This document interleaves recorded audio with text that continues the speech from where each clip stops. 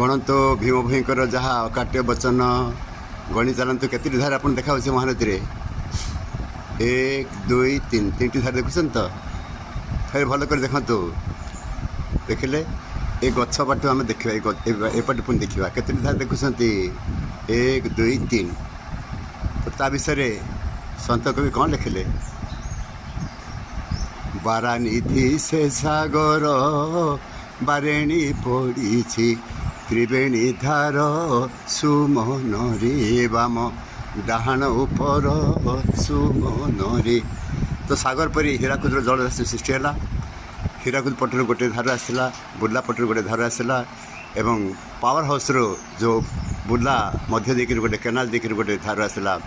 ଏବଂ ସେ ତିନି ଧାରର ମିଶ୍ରଣ ସ୍ଥଳ ହେଉଛି ଏ ବ୍ରହ୍ମଧାମ ଗହିରାଟିକିରା ଏଇ ଯେଉଁ ଅପୂର୍ବ ଯେଉଁ ସତ୍ୟ ଆପଣମାନେ ସ୍ୱଚକ୍ଷୁରେ ଦର୍ଶନ କରନ୍ତୁ ସେ ବିଶ୍ୱାସ ଆସିବ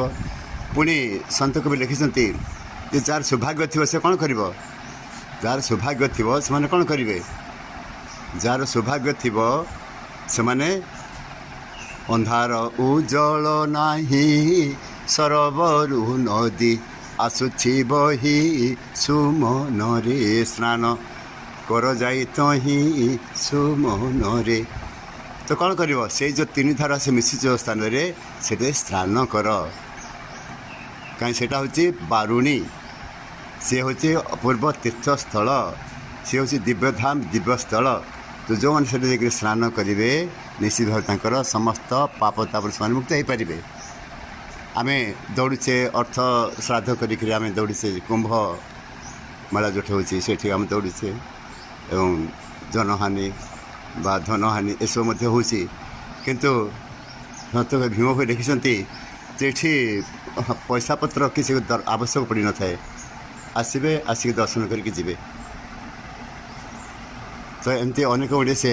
ଅକାଟ୍ୟ ବଚନ ଯାହା ଦେଇଛନ୍ତି ତାହା ଏ ସ୍ଥାନରେ ସବୁ ପ୍ରମାଣିତ ହୋଇଯାଉଛି ତେଣୁ ଯଦି ପ୍ରମାଣ ଦେଖିବାକୁ ଚାହାନ୍ତି ଯଦି ଏ ଜୀବନରେ ନିଶ୍ଚିତ ଭାବରେ ଏ ବ୍ରହ୍ମଧାମ ଏଇ ଯେଉଁ ଭଗବାନ କଳ୍କି ଦେବଙ୍କର ଯେଉଁ ଦିବ୍ୟସ୍ଥଳ ଦିବ୍ୟଧାମ ତାକୁ ଦର୍ଶନ କରିବାକୁ ଚାହୁଁଛନ୍ତି ନିଶ୍ଚିତ ଭାବରେ ଆସନ୍ତୁ ଏବଂ ଅପୂର୍ବ ଲୀଳା ଦର୍ଶନ କରି ଥରେ ମଧ୍ୟ ଏଠି ସ୍ନାନ କରି ସମସ୍ତ ପାପ ତାପରୁ ନିଶ୍ଚିତ ଭାବରେ ମୁକ୍ତ ହୁଅନ୍ତୁ ଏବଂ ଆଜି ଆମର ହେଉଛି ଆଉ ଅଳ୍ପ ସମୟ ପରେ ଆମର ଯଜ୍ଞ ଅନୁଷ୍ଠିତ ହେବ ଏବଂ ସାପ୍ତାହିକ ଯଜ୍ଞରେ ଆଜି ପୂର୍ଣ୍ଣାହୁତି ପଡ଼ିବ ତେଣୁ ଅପୂର୍ବ ସ୍ଥଳ ଅପୂର୍ବ ଧାମ ଦିବ୍ୟସ୍ଥଳ ନିଶ୍ଚିତ ଭାବରେ ଦୁର୍ଲଭ ଜନ୍ମରେ ଥରେ ଦର୍ଶନ କରି ଯାହା ଭୀମ ଭୋଇ ଲେଖିଛନ୍ତି